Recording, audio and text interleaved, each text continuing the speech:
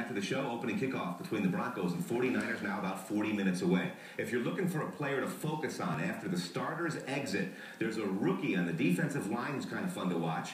9 News sports reporter Susie Wargen shows us why. I owe everything to my dad. Growing up in Nigeria, Manny Anunike had a vision of higher education in the United States of America. He worked really hard.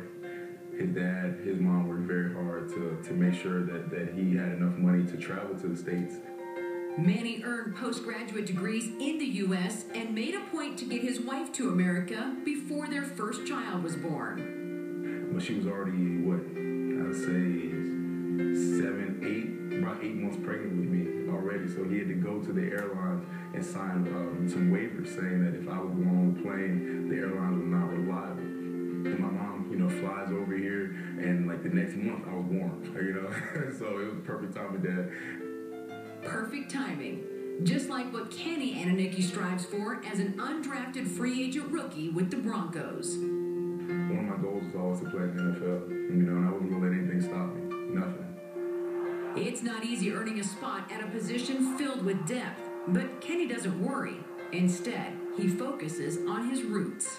There's no reason for me to fail, for him to come to this country and give me everything that he never had. It would be a dishonor for me not to strive to be the best person I could possibly be with everything that he's given me. The goal to succeed doesn't stop with Kenny in the Anunike family. While he earned a football scholarship to Duke, his younger siblings are following in his footsteps. His sisters attended college on scholarships for volleyball and track, and his younger brother is on a national watch list for high school wide receivers. Some call it good genes. Kenny gives credit to the top of the family tree. It was just a total blessing, but it all started with my dad, and just his perseverance and his will, to make sure that his kids and his family had a better future than he had, Family means the world to Kenny, and this year it got bigger.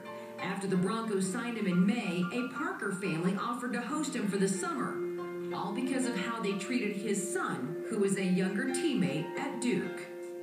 If you come to the Broncos, man, you will be set. I'll take care of you. I'm telling you, because I heard what you did for my son Michael, and this goes back to you never know who's watching.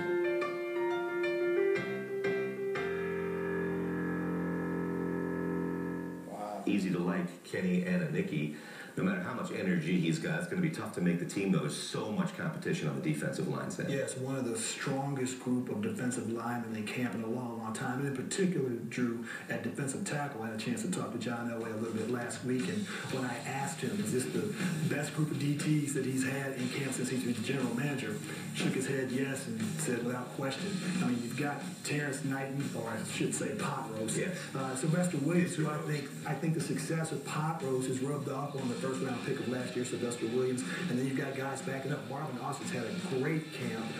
Kevin Vickerson is in the fight of his life for a job, and he was a starter last year before he got hurt. And you've got a couple other guys that can go both ways, like Malik Jackson. So very, very strong on the defensive line. And if you're going to be a championship defense, you better have that push up the middle. Right now, they've got it. This is so peculiar for a team that had great success last year. Usually it's the bad teams that are totally revamping, but the Broncos plan to possibly start 8 players on defense this season who didn't participate in the Super Bowl. Miller, Wolf, Vickerson, Harris, Moore, and then the 3 free agent pickups, Ware, Talib, and Ward. That's crazy. 8 on a